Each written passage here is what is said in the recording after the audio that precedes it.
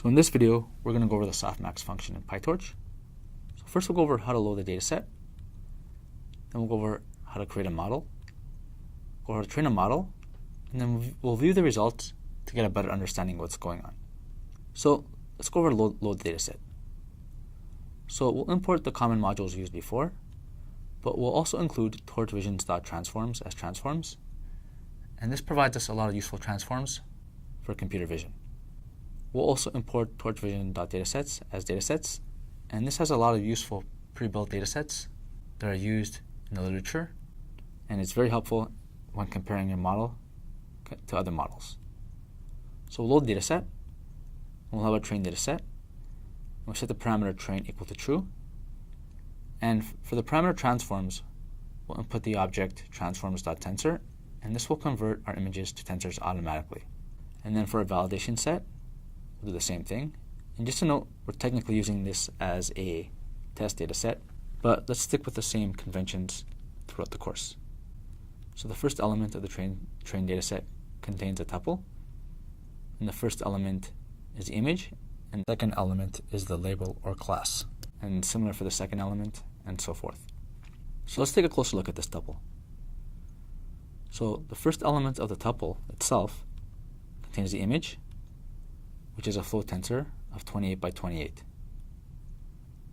The second element of the tensor contains a long tensor, which is the actual class of the image. So in this case, the image is 2, so the element will be a 2.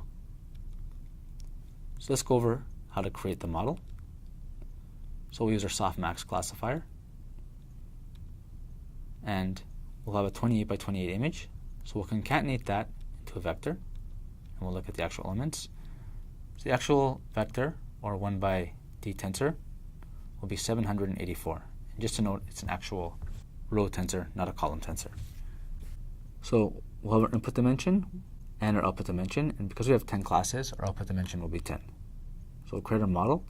So it's helpful to look at the matrix multiplication to get a better idea of what's going on. So the output z will consist of 10 elements, 1 per class, and our input will be 784 for each image. So if we look at the actual parameter vectors for the image, we'll have 10 parameter vectors, which will be 784 dimensions long. It's helpful to look at the parameter vectors and convert them to images to get a better idea of what's going on, because we're dealing with a 784 dimension vector, and it's very difficult to visualize that. Well, I know I can't. Let's convert these parameters to an image. So the actual image is 10 by 784. In the labs, we have a function called plot parameters that will actually do this for you. So we'll take each of the 9 parameters, not including the bias terms, and we'll convert them to images. And because PyTorch randomly initializes our parameters, they just look like noise. So we'll create our criterion function, which will be cross entropy. And just to note, the input has to be a long tensor. So for a cross entropy function, the input dimension has to be n, not n by 1 like linear regression. So we'll take our loss function, we'll take our model, and we'll input it to our optimizer. And we'll set the learning rate equal to 0.01. And we'll also have some parameters that will record our values, and the numbered epochs will be 100. So I'll create a train loader, and our batch size will be 100. And our validation loader, our batch size will be 5,000. And again, this is technically test data. So let's train the model. And everything looks pretty similar, except for this line of code. We'll convert every element into our batch, and we'll concatenate it to a row tensor. So let's go over it for one epoch. So this will run through all the mini batches. And because we've done this a lot, let's take a look at how we test our model. So let's just zoom in over there, and we'll look at how our validation data looks. So we'll have all different samples.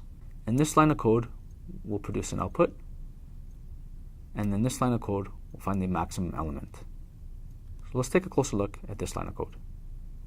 So if we look at y hat, we'll get the largest element of z, and this will correspond to a predicted class.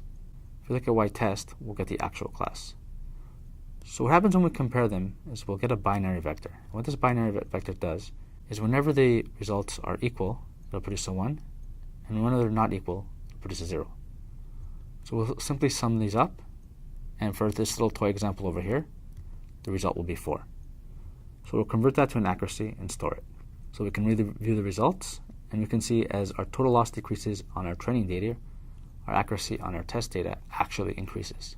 So if we look at the weights before training and after, we can see the numbers actually become more apparent. So for example, for weight 0, we can kind of make out a 0, and for weight 1, we can make out a weight 1.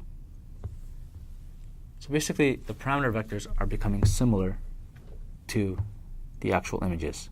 If we recall our analogy in 2D, the parameter vector is actually supposed to be closer to the actual samples. And this is what's going on over here. Just that we can't draw a 784 dimension vector using the point representation. So that's it for Softmax. So now we'll go over neural networks.